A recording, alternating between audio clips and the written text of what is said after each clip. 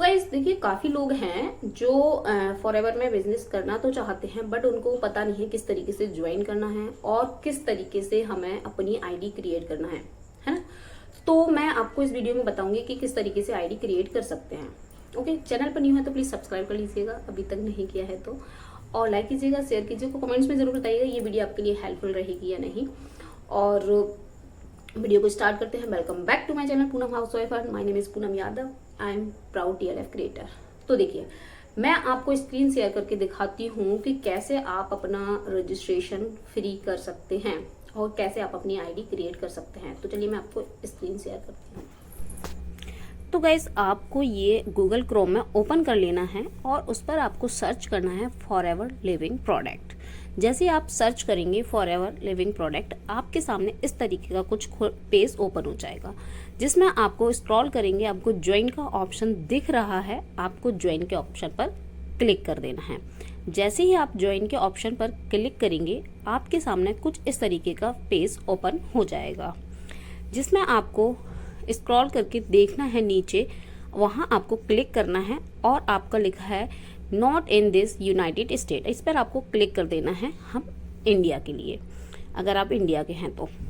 और उसके बाद आपको इस पर क्लिक करने के बाद आपके सामने कुछ इस तरीके का पेज ओपन होगा। तो देखिए थोड़ा सा, हाँ जी, अब आपको ये ऑप्शन दिख रहा है, इस पर क्लिक करके आपको एशिया सिलेक्ट कर लेना है। उसके बाद आप नीचे देखेंगे इंडिया का ऑप्शन, उसको क्लिक करेंगे, उस पर आपको इंग्लिश सिलेक्ट कर लेना है। इंग्लिश सिलेक्ट करने के बाद आपके सामने कुछ इस तरीके का पेज ओपन होकर आ जाएगा। थोड़ा सा इस प्रोसेसिंग में टाइम लग रहा है, एक्चुअली मेरा नेट स्लो चल रहा है। तो देखिए, इस तरीके से आपके सामने पेज ओपन हो जाएगा। इस पेज को आप जैसे ही ओपन करेंगे तो आपके सामने कुछ फॉरएवर इंडिया का पेज ओपन होगा, जिसमें लिखा है ज्वाइन द फॉरएवर फैमिली। आप जैसे स्क्रॉल करेंगे, आपको नीचे ऑप्शन दिख रहा है ब्लैक कलर में, उस पर क्लिक कर देना है। जैसे आप उस पर क्लिक करेंगे, उसके बाद आपको येस पर क्लिक करना है और आपके सामने क्रिएट योर अकाउंट का पेज ओपन हो जाएगा।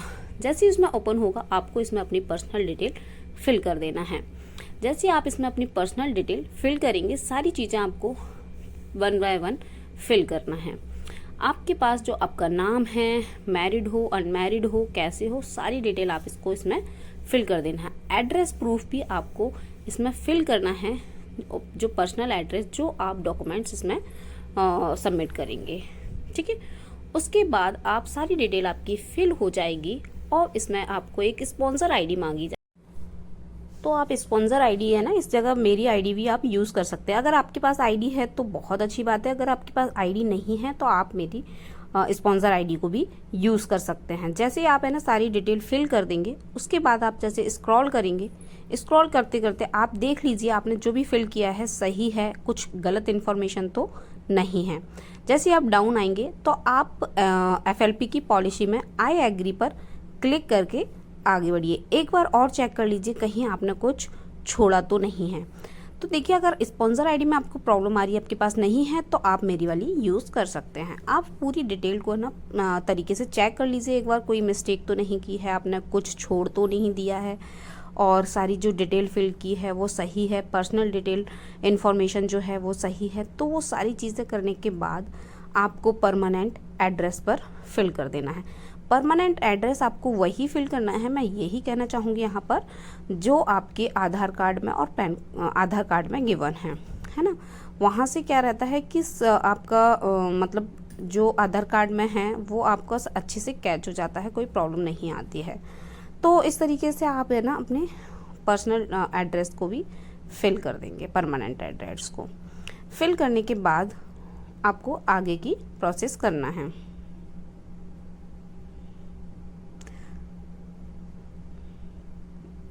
जैसे आपकी ये डिटेल फिल हो जाएगी, तो वही आपको अगर स्पॉन्सर आईडी की प्रॉब्लम आ रही है तो आप मेरी आईडी भी यूज़ कर सकते हैं उस जगह। जैसे आप है ना अपनी स्पॉन्सर आईडी फिल कर देंगे, उसके बाद आपको नीचे देखिए create your sponsor ID product, ये वाला लिख के आ रहा है ना, उस जगह आप मेरी आईडी भी यूज़ करते हैं। अगर आपके पास है तो बहुत अच्छी बात है, अगर नहीं है आपके पास तो आप मेरी वाली भी यूज़ कर सकते हैं। जैसे आप फिल कर देंगे तो आपके सामने है ना जो स्पॉन्सर आईडी है उसकी थोड़ी सी डिटेल आपके सामने आ जाएगी। तो आप इसको सर्च के ऑप्शन पर आप क्लिक करेंगे। जैसे आप सर्च के ऑप्शन पर क्लिक करेंगे तो आपके सामने कुछ इस तरीके का पहले हमने एग्री कर देना, क्योंकि अगर हम थोड़ी सी चीज़ भूल जाते हैं ना तो पूरा सही से हो नहीं पाता है।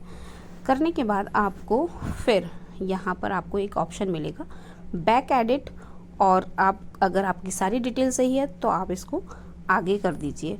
अगर आपकी डिटेल में थोड़ा सा भी कुछ भी लगता है आपको, आप चेक करना चाहते हैं, तो बैक एडिट पर जाकर आप फिर से चेक कर सकते हैं कि क्या मैंने जो भी फिल किया है वो करेक्ट है, कुछ मिस्टेक तो नहीं है, फ़ोन नंबर तो नहीं चेंज करना आपको, कहीं ईमेल तो नहीं चेंज करना, मतलब एवरीथिंग सही तो है। तो आप इस तरीके से सारी चीज़ें चेक कर लेंगे। बहुत अच्छा ऑप्शन दिया है ये फॉरएवर ने कि जिससे कि हम फॉर्म फिल कर लें, उसके बाद हम बैक में जाके भी एक बार चेक कर सकते हैं। और ये चेक करना भी बहुत ज़रूरी है, डेफिनेटली करना भी चाहिए, क्योंकि उससे अगर हमारी कोई भी मिस्टेक है, कुछ भी है, तो हमें पता तो चल जाएगा एटलीस्ट हमने क्या गलत किया है क्या नहीं।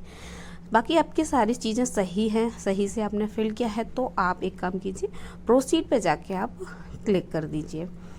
जैसे आप क्लिक करेंगे तो आपके पास एक OTP आएगा। OTP आपके फ़ोन नंबर पर, फ़ोन में या फिर आपके ईमेल पर आएगा। तो आपको प्रॉपर तरीके से OTP चेक कर लेना है और उसको फिल कर देना है। जैसे आप OTP फिल कर देंगे तो आपके सामने ग्रीन टिक लगकर आ जाएगा, जो कि वेरीफाइड का टिक है। जैसे ही आपने सारी डिटेल फिल की है, अगर आपने OTP थोड़ा सा भी मिस्टेक डाला होगा तो फिर वो कैप्चर नहीं कर पाता है, तो आपको OTP बहुत अच्छे से देखकर ही फिल करना है। तो जैसे ही आप फिल कर देंगे तो आपके सामने कुछ इस तरीके का इंटरफेस आएगा, जो कि आपको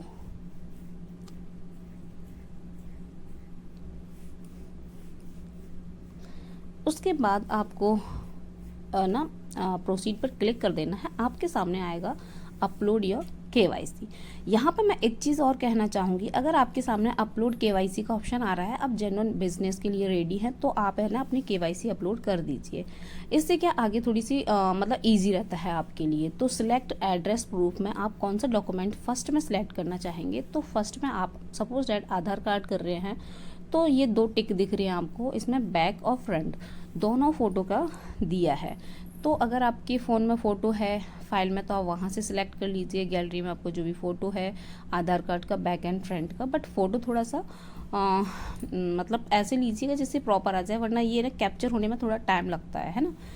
तो आप है ना बैक एंड फ्रंट का आधार कार्ड का फ़ोटो ले लेंगे। उसके बाद आप जैसे स्क्रॉल करेंगे आपको एज प्रूफ लिख के आएगा। एज प्रूफ में आप क्या सिलेक्ट करना चाहेंगे, देखिए इतने सारे ऑप्शन आ रहे हैं आपके सामने।